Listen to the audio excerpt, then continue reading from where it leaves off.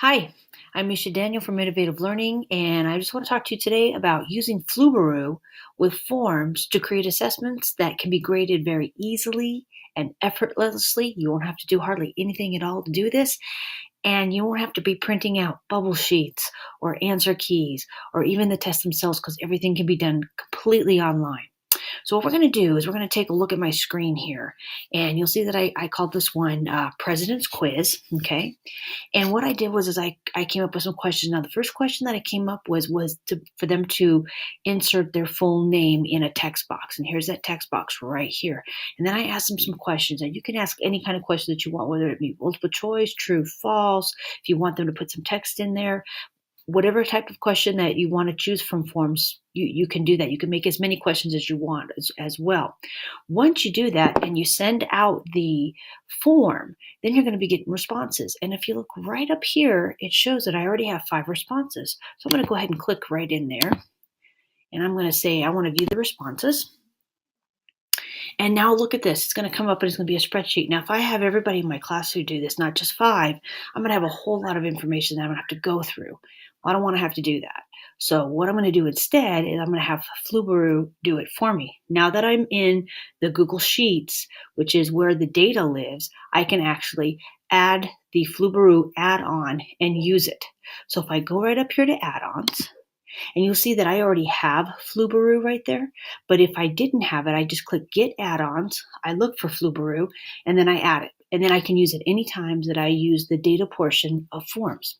So if I go up here to Flubaroo, and I want to grade this assignment, and now it's going to give me some options here. It's kind of going to look at everything that I've actually included within this data sheet. Now the first one says identify student. That's the full name. Yes, I want to keep that. All right, normal grading. I can normal grade. I can grade by hand. I can do it on any number of things here. But I want you to look here at the points.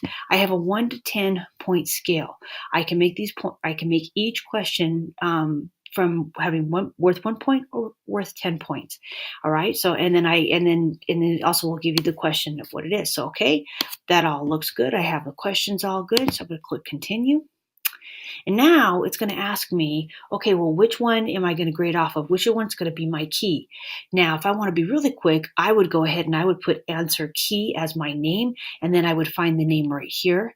But I know that Shelly actually answered all of these questions correctly because I went and I checked. So I'm going to click continue because she is my key. But I actually, again, I can make my own key and I could name it whatever I wanted to name it. And then the name of answer key could appear right here. So I click continue. Now it's grading the assignment. All right, here we go. Here's my full grading report. All right, grading is complete. And if I look here, now it's going to give me their names and it's going to give me their total points on the test. So if I know I had 4 questions and each question was worth 10 points, I know that the top that you could get is 40 points.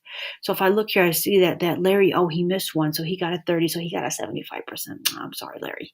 And you see Alex, he only got 1 question right, so we need to go back and check his progress and see what he's doing. Alex and Eric, they're smart kids. They did really well. They got 100%. This is going to be really easy for me to put this into my grade book now. I have everything already graded for me. I didn't have to do anything. I did it in like a minute. I'm not standing at that machine scanning my bubble sheets. I'm not printing bubble sheets, which requires paper and toner and a whole lot of my time. I didn't have to do that. All I did was click an add-on and tell it to grade it for me. That's how you use Flubaroo. If you have any other questions, of course, you can call our department. Thanks so much for watching today. Have a great day.